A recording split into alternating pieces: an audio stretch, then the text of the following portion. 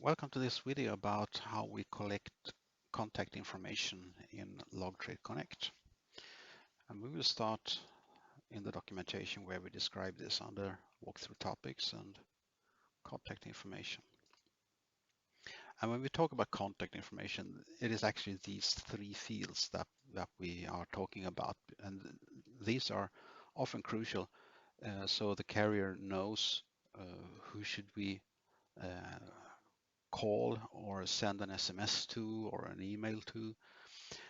And we calculate this most commonly on the sales order, and then we bring it from the sales order to the consignment.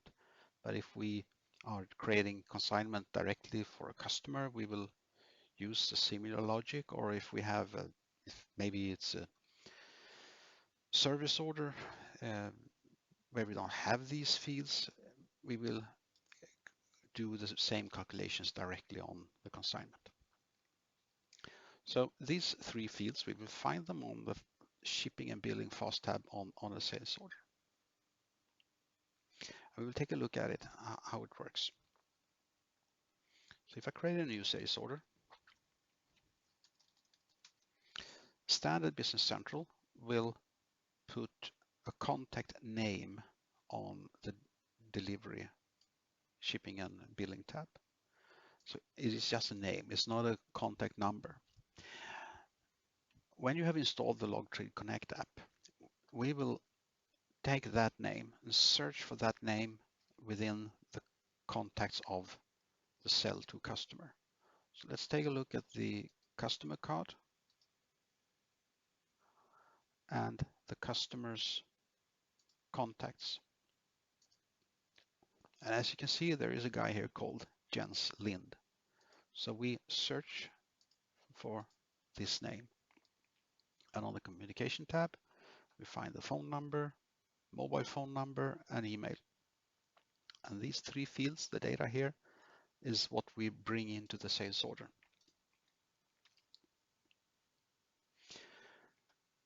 And that is because the contact is the highest priority. If we have had a phone number on the customer but not on the contact, the blank phone number on the contact would not have replaced the phone number we got from the customer. So it is this prioritization, lowest, number 2, and the ship to address, and the highest is the contact. And we never replace a value that we have already found with a blank value. So I will continue working on my sales order. I will change the ship to, see what happens. So I change it to Cheltenham. And if we take a look at this address first,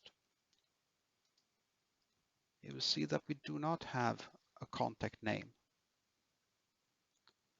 So we won't replace the contact name.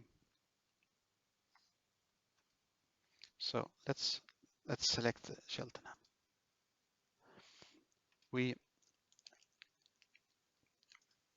Well, Standard Business Central replaced the contact name, but what I was trying to say is that we didn't replace the email because there were no email address specified on this ship to address, but there were phone number, a mobile phone number on the ship to address.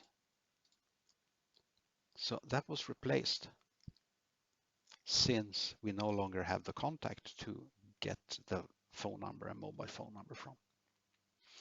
So this is the logic that we use. We will start with the customer report selection with typeset shipment and the ship to address and the contact, if we find a contact. And we will never replace a value with a blank value. So that is the logic between how we populate data in these three fields. I hope it makes sense. Thank you for listening.